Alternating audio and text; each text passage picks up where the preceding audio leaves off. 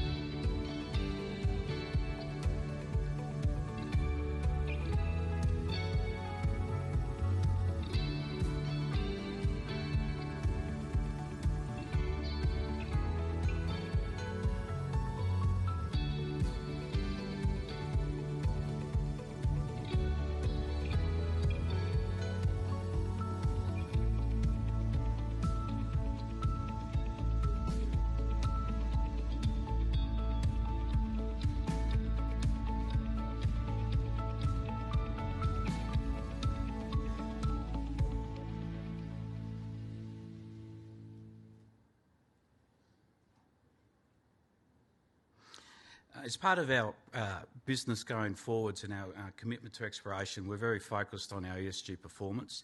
We have a very strong baseline across our business, but we have been behind in building the platform for that. So this year we made the decision to align our ESG strategy going forwards with the ICMM global framework, and we'll shortly put our first sustainability statement out, and that will be followed next year with our first sustainability report that will put out KPIs and key metrics. So keep an eye out for that as it comes through. So as I said, we have a strong balance sheet, important numbers here, 70 million cash in the bank, marketable securities of around about 20 million, 16 million or roughly of that is tied up in a non-listed vehicle. We have strong shareholder support. IMC were part of the original acquisition of the Nullagine Gold Project. Eric Sprott, Mark Creasy out of Western Australia, Newfound Gold, Newmont, Sumitomo. So we have a very strong register, and we've got a very experienced board post a bit of a board refresh early last year. So we have board representatives with geology, mining, development, finance, legal and ESG experience. And 2 of those directors are based here in Colorado, and the remaining directors are in Perth. So this is our land holding. As I said, 11,000 square kilometres. It represents a distance from the coast at Karratha all across to Nullagine, about 400 kilometres. At the moment, we're drilling RC holes at the Purdy's North area, which we'll go into detail. We've also commenced air core drilling at Beaver, which is an organic vein system, and importantly, Beaver is south of the De Grey Hemi project. We're building up the project at Nunnery North, so we can start drilling later this year. And over across in our Nullagine project, we're busy with RC drilling of the Beatons Creek fresh resource. So across the board, we're running 3 drill rigs through our platform, and that's really our focus going forward. So we always have continuously 2 to 3 drill rigs running all the way through our tenements. So here's our pipeline. We really pivoted exploration about this time last year away from a sole conglomerate focus, which people know as the normal Novo story. So that focus means our team have really been focused on non-conglomerate work across our tenements for around 9 months. So it is essentially really an early stage exploration story, and you can see that with the large number of targets that's still in that reconnaissance area building up to drilling targets. So you'll see that change very rapidly over the next coming months and early next year. But importantly, already, as you've seen on the previous slide, we've built up really strong drill targets where we can continue drilling for a long time. Obviously, our key focus is to move things into drill target definition as we go forwards. If anything, I think we've got a risk of having a riches of targets for us to prioritise for drilling. So here's Purdy's North. Purdy's North is a small tenement that we have that's wedged between Azuras, which is an ASX-listed company in their Andover project, and on the left Artemis, the ASX Artemis, and their copper gold project. So we have the similar geology in between the 2 deposits, and we've got a range of 6 to 8 targets representing gold, nickel and copper. So we're busy drilling those targets, and you'll see results flow through over coming weeks as we do that work. So at the moment it's a 4,500 RC drilling program that we've commenced there. Of great excitement to us is Beaver. So Beaver is a large soil anomaly. I think we reported that in December or January. The orange blobs represent the soil anomaly. It's a rather large area. We've just started air core drilling on 300 metre centres because this is a very large soil anomaly. But importantly, it's just south of De Grey's Hemi project. So you can see Hemi up in the top right-hand corner, and Culvert and Whitnall. And if you look through the De Grey data, you'll see that Whitnall was reported as an open pit reserve this week at 500,000 ounces. So we think we've got a strong position given the geology, similar structural elements to have a good success at Beaver, and we've started that work. We see Beaver and the new project Nunnery as a long-term vision of a standalone production hub, assuming exploration is successful. And here's Nunnery. This is our new one. 1.4 kilometre soil anomaly. As you can see here, we've got strong soil samples, over 2 grams per tonne, and really great rock chip samples, 30 grams and 20 grams in the peak rock chips that we've seen. So this is early days. This is very, very remote. Our GOs have only ever been there by helicopter. There's no access roads. So the challenge going forwards is to get access in there for drilling, for air core, and then also we need to clear heritage approval with the Nullama group. So we're excited by Nunnery. It's had very little work done in the past, and it really represents the great potential between the distances of Beaver and Nunnery, which is about 80 k's. So we have strong potential in those areas for further deposits.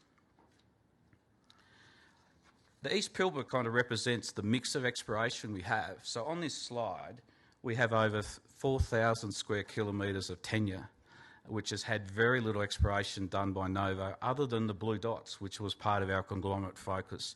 So there's now a range of base metals and gold targets that we've really not had a good look at. So we're busy now doing reconnaissance, mapping, soil samplings, all of those good things to build up possible drill targets, and you'll see some of that information flow through. So it just shows the breadth of our tenements. Some of it very mature in the western side where we've been able to work forwards, and sometimes on the east here you'll see that we've got really little work. The bottom of the East Pilbara area you'll see the Nullagine Gold Project and Mosquito Basin tenements. Not too many people realise that outside the Pilbara we have some tenements in Victoria. So these are based around the Castlemaine area, which is about 50 kilometres south of Fosterville. We are 50% JV owners with GBM Resources and Kalamazoo. We're the managers of the exploration. We like this area. It's going to be a slow work building up complex geology. This year we did drilling on the Malmesbury project. We're doing geophysics at the moment and IP work, and we'll move into drilling next year as well. So we see Victoria and particularly these tenements as a great opportunity, obviously targeting other styles, mineralisation similar to Fosterville. So we're a great supporter of this work.